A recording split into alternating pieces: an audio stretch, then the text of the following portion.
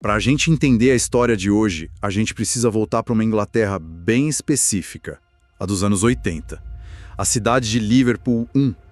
Ela estava de joelhos. Totalmente. Desemprego em massa, a desindustrialização batendo forte. Era uma sensação de abandono, né? Exato. Mas no meio desse caos todo tinha uma ilha de glória, que era o Liverpool Football Club. O time era uma potência, ganhava tudo na Inglaterra, na Europa, era o grande orgulho da cidade. É um contraste brutal, sabe? E é justamente no auge dessa glória que o clube e a cidade inteira são atingidos por duas das maiores tragédias da história do esporte. E é isso que a gente vai tentar aprofundar hoje. O que a gente vai tentar entender, olhando artigos da época, pesquisas, entrevistas, é como esses dois eventos, Heysel e principalmente Hillsborough, não só abalaram o Liverpool, mas de um jeito muito torto e doloroso, acabaram forjando a alma do clube que a gente conhece hoje. Perfeito. A gente se baseou em muita coisa, incluindo conversas com pessoas que viveram aquilo de perto, como o lendário Kenny Dalglish. O foco não é só contar o desastre, mas mergulhar na jornada inacreditável por verdade e justiça que veio depois. É uma história sobre a força de uma comunidade. E para entender Hillsborough, acho que a gente precisa dar um passo atrás, né? Sim, temos que falar de Heysel primeiro. O que aconteceu ali em 85, que, de certa forma, preparou o terreno para a tragédia que viria 4 anos depois. O prelúdio sombrio. Era a final da Copa da Europa, 29 de maio de 1985, em Bruxelas. Liverpool contra a Juventus. O estádio era velho, caindo aos pedaços, sabe? E já começa errado aí. Já, completamente. E antes do jogo, uma carga de torcedores do Liverpool contra uma área com torcedores da Juventus causou um pânico generalizado. Um muro de contenção, um muro antigo, desabou. E o resultado foi? A morte de 39 pessoas, a maioria italianos. Uma tragédia horrível. E as consequências foram imediatas. Não só para o Liverpool, mas para o futebol inglês inteiro, certo? Foram devastadoras. A UEFA baniu todos os clubes ingleses de competições europeias por 5 anos. E isso carimbou de vez a imagem do torcedor inglês como hooligan. Virou sinônimo, né? Exato, virou sinônimo de problema, de algo a ser controlado. E a torcida do Liverpool especificamente ficou com essa mancha, essa desconfiança, essa visão da polícia e da mídia de que eles eram uma multidão perigosa. E isso foi um fator crucial para o que aconteceria 4 anos depois. Essa mancha do hooliganismo e essa desconfiança da polícia criaram um barril de pólvora.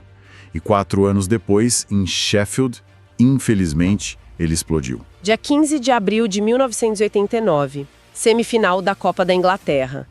Liverpool contra Nottingham Forest, no estádio Hillsborough. E aí já começa o primeiro de uma série de erros catastróficos. Sim, porque a torcida do Liverpool, que era muito maior em número, foi alocada na arquibancada menor do estádio, a Leppings Lane. Não faz o menor sentido. Nenhum. Do lado de fora, o fluxo de pessoas era gigante. As poucas catracas não davam conta. E um funil humano começou a se formar. A pressão era absurda. Espera um pouco. A polícia, vendo aquele caos todo do lado de fora, tomou uma decisão que, na teoria, era para aliviar a pressão. Mas na prática... Na prática, foi o gatilho do desastre. Foi a decisão fatal. O que eles fizeram? O chefe de polícia no comando, David Duckenfield, autorizou a abertura do portão C. Um portão enorme que normalmente era usado para saída. A ideia era desafogar a entrada, né? Só que... O problema é que aquele portão dava acesso direto a um túnel estreito. E esse túnel levava só para o centro da arquibancada, para 2 setores que naquele momento já estavam completamente lotados. Inacreditável. Então, em vez de distribuir as pessoas, eles canalizaram milhares para um espaço que já estava no limite do limite. Exatamente. Os setores do lado, nas laterais, ainda tinham espaço, mas o túnel não dava acesso a eles. O fluxo de gente foi todo para um lugar só. E as pessoas que estavam lá na frente, perto do campo? Foram esmagadas contra as grades de metal que separavam a torcida do gramado. Naquela época, os estádios tinham essas grades altas para evitar invasões, sabe? As pessoas não tinham para onde ir, ficaram presas. O jogo chegou a começar. Começou, mas o horror era tão visível da arquibancada que o juiz parou a partida com 6 minutos. Já era tarde demais. O saldo final é de partir o coração. Foram 97 pessoas que morreram. centenas de feridos. A vítima mais jovem, o John Paul Jill Hawley, tinha só 10 anos. E ele era primo de um futuro ídolo do clube, o Stephen Gerrard. É uma conexão muito dolorosa. As cenas que as fontes descrevem são de zona de guerra.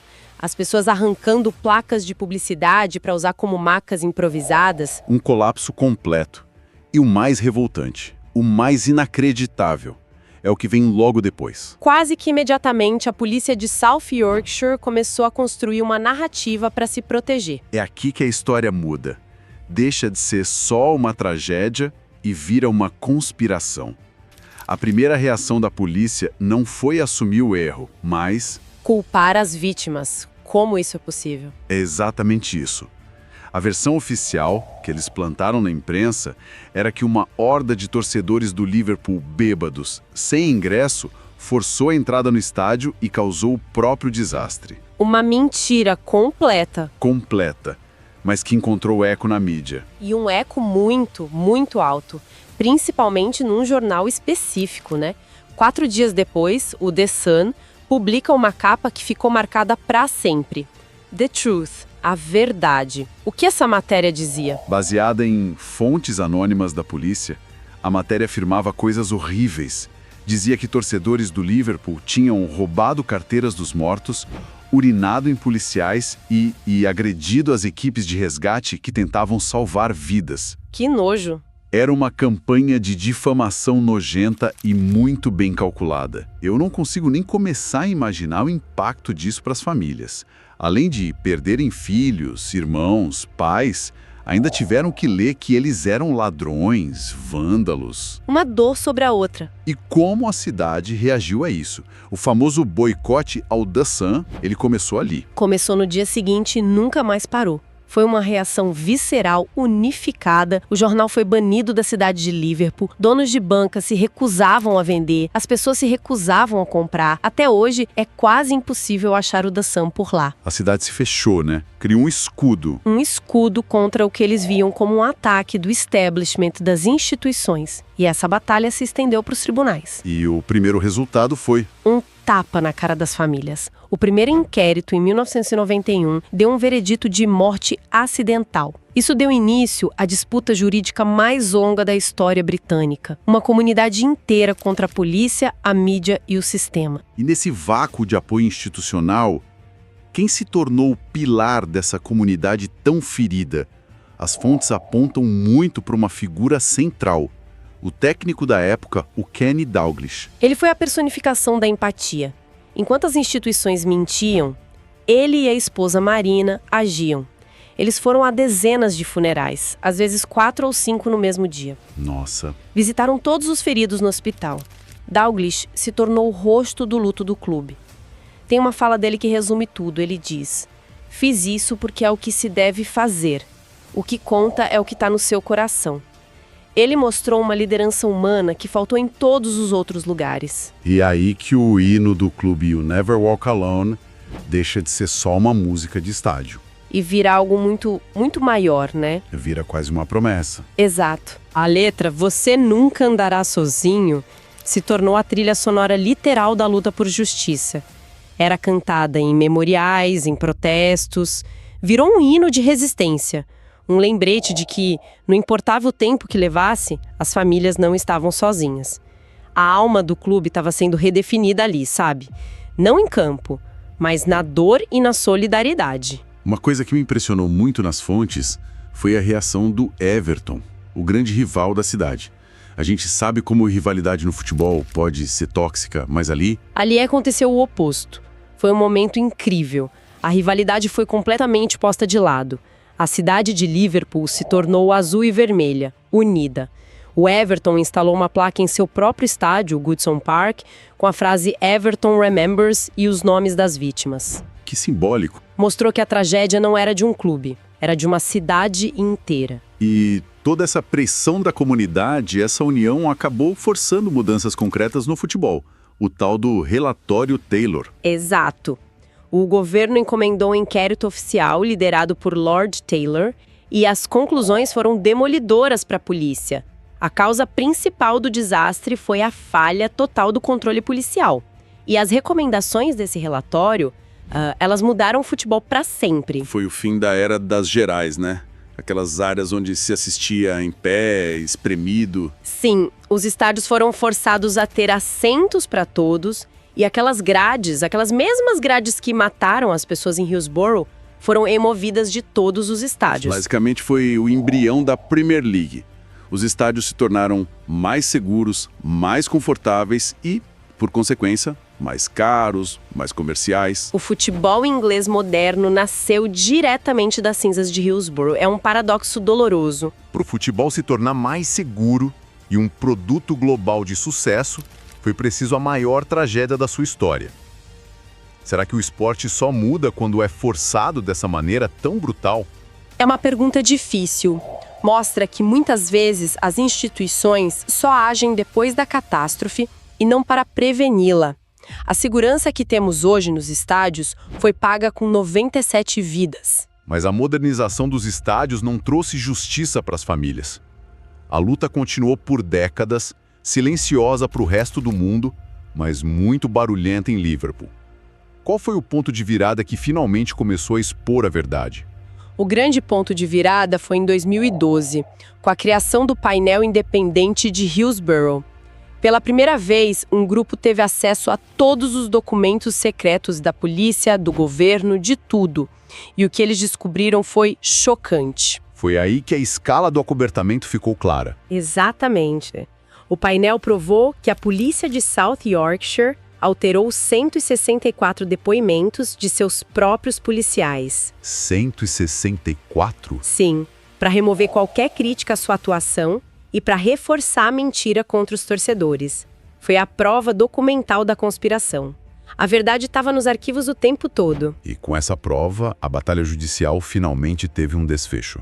Sim, em abril de 2016, 27 anos depois do desastre, um novo inquérito, baseado nessas novas evidências, chegou a um veredito histórico. Qual foi o veredito? O júri concluiu que as 96 vítimas da época, a 97ª viria a falecer anos depois por conta das lesões, foram mortas ilegalmente. Unlawfully killed. A culpa foi jogada diretamente nas falhas da polícia. 2 palavras. Mortas ilegalmente. As famílias esperaram quase 30 anos para ouvir isso. E o que isso significou no final das contas? Significou tudo. Foi uma vitória moral gigantesca. A verdade que a comunidade de Liverpool sabia desde o primeiro dia foi finalmente reconhecida pelo Estado britânico. O nome das 97 vítimas foi limpo para sempre. E essa luta toda ainda gerou mais um legado, né? Sim, inspirou a criação de uma futura lei de Hillsborough para garantir que outras famílias não tenham que enfrentar as mesmas barreiras institucionais na busca por justiça. No final das contas, como o próprio Dalglish disse uma vez, para quem viveu aquilo, a ferida nunca fecha completamente. A história não oferece esse tipo de final feliz. As cicatrizes de Hazel e principalmente de Hillsborough fazem parte do DNA do Liverpool. Exato. Isso faz a gente pensar. A história de Hillsborough mostra que a identidade de um clube de futebol não é forjada só com títulos, mas na forma como sua comunidade responde à dor e à injustiça. Uma identidade forjada na luta. Justamente. E hoje, com o futebol moderno, cada vez mais parecido com um negócio global, com donos distantes, preços de ingressos absurdos, fica a pergunta, né? Como é que as comunidades de torcedores podem preservar essa alma, esse senso de pertencimento que se mostrou tão vital para a reconstrução de Liverpool?